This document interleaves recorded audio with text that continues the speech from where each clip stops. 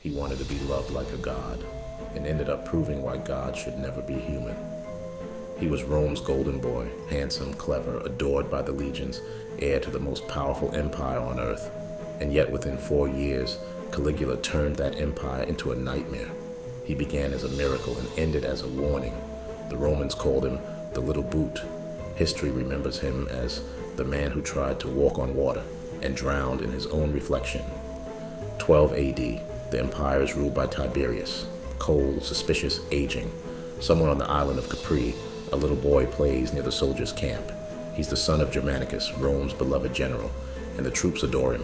They nickname him Caligula, Little Boot, because he wears a miniature uniform. He grows up surrounded by applause. Every smile hides calculation. Every gift hides expectation. He learns early that in Rome, love is a form of politics. When his father dies under mysterious circumstances, Caligula learns his second lesson. In the empire, affection can kill faster than a sword. His mother and brothers are executed. He survives, but not as a child, only as an observer. The Emperor Tiberius summons him to Capri, officially for safety, unofficially as a hostage. For 6 years, young Caligula lives in a villa filled with fear and excess. He watches senators grovel, courtiers whisper, and Tiberius rule through terror and boredom. He learns how power operates, not through justice, but through psychology. He smiles when he's watched, cries only when alone, and dreams of the day when he'll never need to pretend again. When Tiberius dies in 37 AD, Caligula ascends to the throne at 24. Rome cheers like it's been released from prison. They think a golden age is coming. They have no idea the prison door just closed behind them. At first, Caligula plays the part perfectly. He frees political prisoners, lowers taxes, throws games and festivals for the people. Rome falls in love with him. Statues of him rise overnight. His name becomes a prayer. He returns the ashes of his mother and brothers to Rome, a theatrical gesture of forgiveness. He gives bonuses to soldiers and money to the poor. The Senate calls him the most merciful prince. He seems generous, kind, radiant, but inside, he's studying the crowd, watching how fast love turns to worship, and worship to blindness. And then suddenly everything changes. A fever strikes him. Historians still argue whether it was illness or madness. He vanishes for weeks, close to death. When he finally emerges, pale and trembling, something in him is gone. The gentle prince has been replaced by something colder, theatrical, unpredictable. He looks at the Senate and says, "I am still alive, but perhaps you wished otherwise." They laugh nervously, and he never stops testing them again. Caligula decides that being emperor isn't enough. He wants to be divine, not worshipped after death. Worship now. Temples rise in his honor. Priests offer sacrifices in his name. He installs a golden statue of himself in the temple of Jupiter and orders the gods' offerings redirected to him. When thunder strikes during a ceremony, he smiles and says, "Even Jupiter applauds."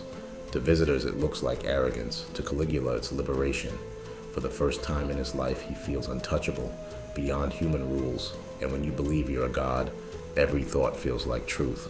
Rome becomes a stage, and Caligula its director. He replaces law with impulse, order with performance. He walks through the palace at night, changing decisions by torchlight. He orders ships built for floating banquets, gardens filled with colored sand. He makes senators run beside his chariot just to see them sweat. He declares his horse Tacitus, a consul, part joke, part insult, part test. Would anyone dare laugh? No one does. The horse at least never betrays him. Every decree becomes a drama, every punishment a spectacle. He tells the Senate, "If you fear me, you will never forget me." He's right. For the people, Caligula's madness is entertainment. He throws endless games, fireworks, gladiator fights, bread and spectacle. The formula still works. The crowds cheer, and he smiles, because he knows what they don't. He is their reflection. He once said, "Let them hate me, as long as they obey." It wasn't cruelty, it was insight. He understood that fear lasts longer than love, but paranoia is a lonely diet. He starts to see enemies in every friend, conspiracies in every whisper. He isolates himself behind luxury, golden halls, perfume fountains, mirrors that never contradict. The boy who once wore toy boots now walks barefoot across marble, searching for a god that looks like himself. The empire begins to crack. Treasuries empty. Provinces rebel. The Senate, humiliated and terrified, plots in silence. Caligula grows more erratic, sometimes generous, sometimes cruel, always unpredictable. He gives away fortunes one day and demands them back the next. He calls senators to banquets, then makes them crawl for amusement. He believes that chaos proves divinity, that if he can act without consequence, he must truly be a god. But the stage he built is collapsing.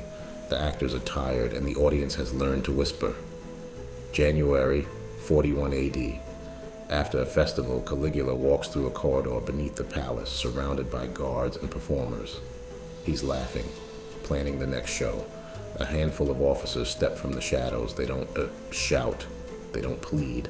The applause ends quietly. The emperor who wanted to be immortal disappears without ceremony. The Senate breathes again. The people celebrate, and yet, for years after, rumors spread that he never died, that he would return, shining and terrible, to reclaim his throne. Even in madness, Caligula understood the secret of power. It doesn't need to last forever, only long enough to be remembered. The Romans tried to erase him, destroyed his statues, cursed his name, but history never forgets spectacle. It forgets numbers, treaties, buildings, but not a man who tried to turn an empire into theater. For centuries, Caligula became the symbol of absolute power unmasked. Playwrights, painters, filmmakers resurrected him, not as a monster, but as a mirror reflecting every ruler who confuses authority with divinity. He wasn't the first tyrant, but he was the first performer of tyranny, and that made him eternal.